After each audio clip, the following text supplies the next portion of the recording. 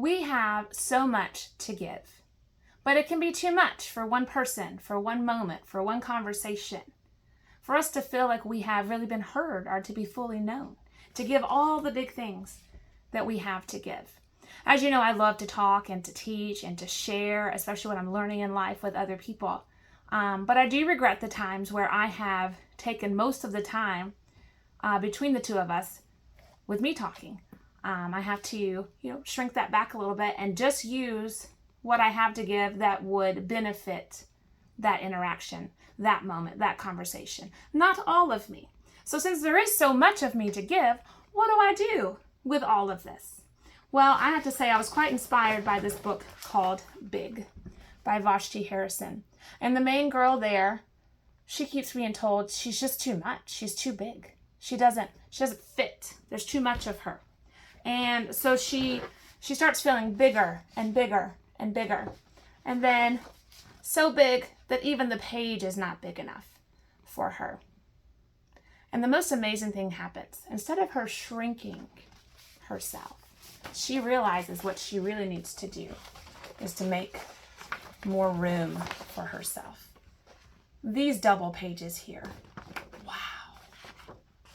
We just got to own it. I have to own that I have a lot of words.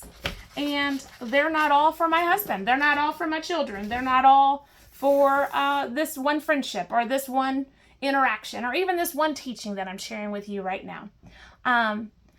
But there are words for me to share. I just need to make more space for me, to look for more ways where what I do have to give would be of value. So two things that I feel like need to be addressed in this. First of all, the need to be known. And then second of all, investing in more than one person, in more than one area of ourselves. So we make more space. So when I'm with my spouse or with my kids, what would add to that interaction? That's what I give of myself, right? In this moment with this topic, this is where I teach on this part, not the whole thing. It would be too much, right? We all know that anyways, but we need to be reminded sometimes that if someone is not interested in what we have to say, it doesn't mean that it's not valuable. It doesn't mean that we need to shrink back. It just means that we need a different space for that part of ourselves.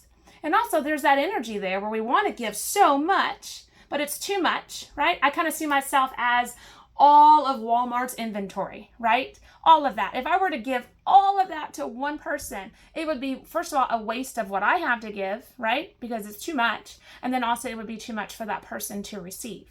What were they going to do with all of that? What are they going to do with 10 chairs? Or whatever, thousands of chairs.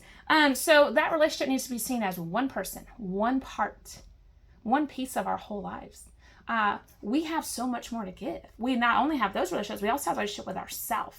I need to invest in my fitness. I need to invest in my health. I need to invest in my hobbies, my sport, my art, my writing, my talents.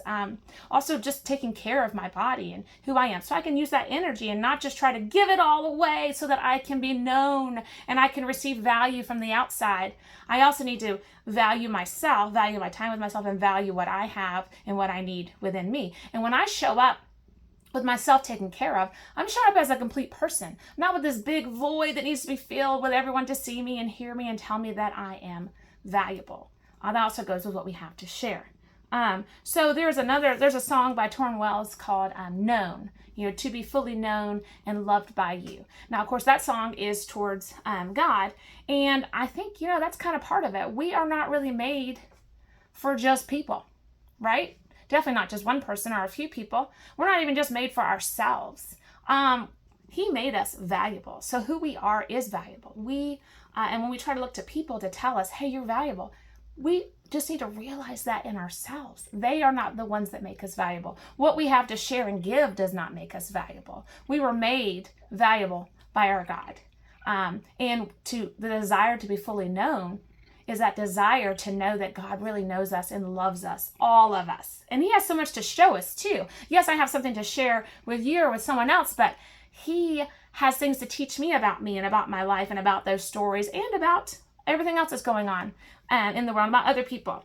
So I can love this moment. I can love myself. I can love God, and I can love each part of me and not feel like it has to be seen or known by the people that really matter to me for it to actually have value.